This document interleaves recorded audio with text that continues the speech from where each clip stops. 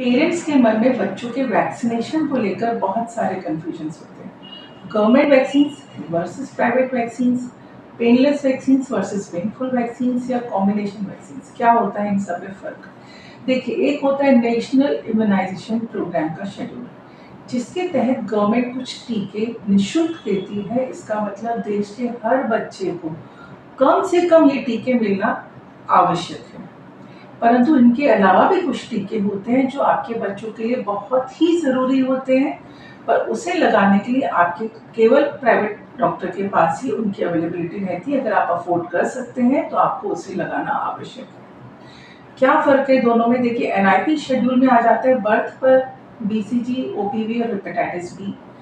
फिर 6, 10, 14 वीक्स पर 3 डोज पेंटा के, 3 डोज रोटा वायरस के, 2 डोज निमोकोकल के और 2 डोज पोलियो इंजेक्शन के। फिर 9 मंथ्स पर एमआर मतलब मीजल्स और रूबेला, 1 ईयर पर जेई मतलब जैपनीज इंसेफेलाइटिस, 15 मंथ्स पर एमआर का सेकेंड डोज, 1.5 ईयर और 5 ईयर्स पर डीपीटी के बूस्टर डोजेस।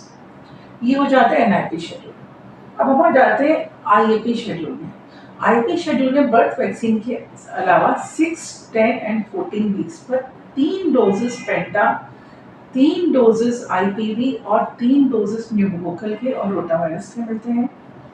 6 मंथ्स पर इन्फ्लुएंजा यानी फ्लू का वैक्सीन, टाइफॉइड का वैक्सीन, 9 मंथ्स पर मेनिंगोकोकल मेनिंजाइटिस का वैक्सीन और एमएमआर मतलब मीजल्स, मम्स और रूबेला का वैक्सीन। 1 ईयर पर हेपेटाइटिस ए का वैक्सीन, 18 मंथ्स पर हेपेटाइटिस ए का सेकेंड डोज, 15 मंथ्स पर एमएमआर का सेकेंड डोज और चिकन पॉक्स का फर्स्ट डोज, 1.5 ईयर पर अगेन पेंटा के साथ साथ न्यूमोकोकल का बूस्टर डोज, आईपीवी का बूस्टर डोज, 5 इयर्स पर अगेन डीपीटी का बूस्टर डोज, आईपीवी का बूस्टर डोज और एमएमआर और चिकन पॉक्स का बूस्टर डोज। ये सारा आता है आपका आईएपी शेड्यूल में।